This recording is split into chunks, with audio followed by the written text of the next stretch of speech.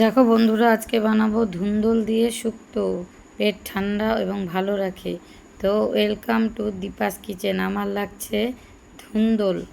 এই ধুন্দুলগুলোকে আমি সুন্দর করে ছুলে নেব। ছুলে নিয়ে তারপর মাঝখান থেকে চিড়ে নেব। তারপর ছোট ছোট করে গোল গোল করে আমি চাকা চাকা করে কেটে নেব। কাটাটাও দেখো, এই যে এরকম গোল গোল চাকা চাকা করে কেটে নিতে হবে। এটা কিন্তু লম্বা লম্বা করে কাটলেও হবে না, এইভাবে করেও কাটতে হবে। তোমার কিন্তু রান্নার উপরে এবং সবজি কাটার উপরে নির্ভর করে যে তুমি কিভাবে রান্না করবে, ঠিক আছে। রান্নাটা কিন্তু টেস্টও হয় তার উপরে। তো ঠিক এইভাবে করেই কাটবে। আগেই কিন্তু কেটে জলের মধ্যে রাখবে না, যেহেতু ধুন্দুল থেকে প্রচুর পরিমাণে জল বেরোয়। তো আগে কেটে নেবে, তারপর কিন্তু ধোবে, ঠিক আছে। তো সব সবজি কিন্তু একভাবে করে না। দেখো, আমার কিন্তু ধুন্দুলগুলো একই মাপের এবং একই সাইজের করে কেটে নেওয়া হয়ে গেছে, ঠিক আছে। তোমরাও আমার মতন করে এইভাবে করেই কিন্তু সুন্দর করে কেটে নেবে এবং ধুয়ে নেবে। তারপর কিন্তু আমার এখানে বেশি কিছু লাগবে না। এখানে লাগছে তেজপাতা, রাঁধুনি আর আদা আমি গ্রেট করে নিয়েছি। এখন আমি একটা কড়াই বসিয়ে দিয়েছি। কড়াইটা গরম হোক। কড়াইটা গরম হলে সামান্য অল্প একটু তেল দেবো। বেশি তেল মশলা ব্যবহার হয় না শুক্তো রান্নাতে। তো অল্প একটু আমি সর্ষের তেল দিয়ে দিয়েছি। তো আমার সর্ষের তেলটা একটু গরম হতে থাক। তা আমার তেলটা যখন গরম হয়ে যাবে, তখন দেখো আমি এখানে কি কি ফোড়ন দিচ্ছি। অবশ্যই দেখে দেখেই কিন্তু করবে। রান্নাটা কিন্তু খেতে কিন্তু খুবই টেস্টি হয়। দেখো, আমার তেলটা প্রায় গরম হয়ে গেছে। এখানে আমি দুটো তেজপাতা ছেড়ে দিলাম।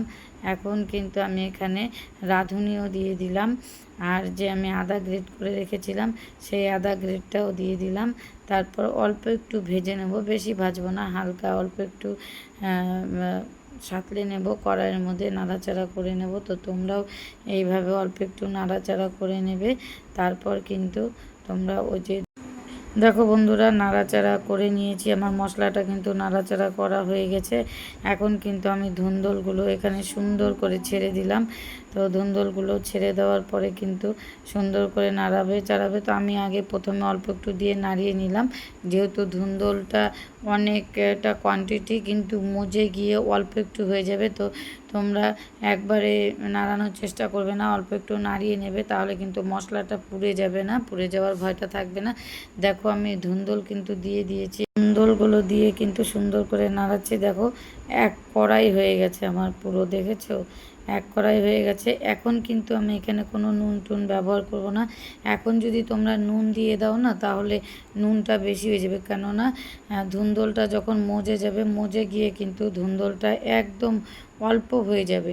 তো যখন ধুন্দুলটা একদম অল্প হয়ে যাবে, তারপরে তোমরা মজে গেলে নুনটা দেবে, তাহলে কিন্তু টেস্টটা ভালো থাকবে। না হলে কিন্তু ধুন্দুলের যে শুক্তো রান্না করছে, এটার টেস্ট একদমই পাল্টে যাবে। তো এই যে দেখো, কতটা পরিমাণে আমি ঢেকে দিয়েছিলাম, কতটা পরিমাণে জল উঠেছে। এটার মধ্যে কিন্তু জলও ইউজ করবে না, কেননা প্রচুর পরিমাণে জল বেরিয়ে গেছে ধুন্দুল থেকে। তো যেহেতু এটা জলা জলা সবজি, তো এর জন্য কিন্তু ধুন্দুল থেকে জল বেরিয়ে গেছে। ধুন্দুলগুলো একটু কচি নেওয়ার চেষ্টা করবে। এখন আমি কিন্তু অল্প একটু নুন দিয়ে দিলাম। আর আমি এখানে সব কিছুই অল্প অল্প দেবো, বেশি কিছু লাগবে না। নুনটা দিয়ে একটু নাড়িয়ে চাড়িয়ে নিলাম। তারপর এখানে আমি একটু হলুদের গুঁড়োও দিয়ে দেবো। তারপর এখানে আমি একটু জিরের গুঁড়োও দেবো। দেখতে থাকো তোমরা, বেশি দেবে না, অল্প দেবে। দেখো, আমি একটু অল্প হলুদ দিয়ে দিলাম, আর একটুখানি আমি জিরের গুঁড়োও দিয়ে দেবো, ঠিক আছে। সবই অল্প অল্প সামান্য পরিমাণে লাগবে। কেন, যেহেতু শুক্তোটা একটু একদমই লাইট খাবার হয়, তো সেইভাবে কিন্তু তোমরা দেওয়ার চেষ্টা করবে। এখানে কিন্তু বেশি মশলার প্রয়োজন পড়ে না। আর একটু মিষ্টি যোগ করে দেওয়ার চেষ্টা করবে, মিষ্টি দিলে পরে শুক্তোটা ভালো হয়। এখানে অল্প একটু দেওয়ার চেষ্টা করবে, মিষ্টি না দিলে কিন্তু এই ধুন্দুলের তরকারিটা কিন্তু, এই শুক্তোটা কিন্তু ভালো হবে না। তো তোমরা একটু অবশ্যই দেওয়ার চেষ্টা করবে। তো আমি এইভাবে করেই কিন্তু ধুন্দুলের শুক্তো বানিয়ে থাকি। তো তোমরা কিভাবে বানাও সেটাও জানাতে পারো। আর নামানোর আগে একটু চালের গুঁড়ো, না হলে ময়দা, না হলে আটা, যেটাই তোমাদের হাতের কাছে থাকবে একটু দিয়ে নাড়িয়ে চাড়িয়ে নেবে, তাহলে দেখবে শুক্তোর টেক্সচারটাও ভালো আসবে।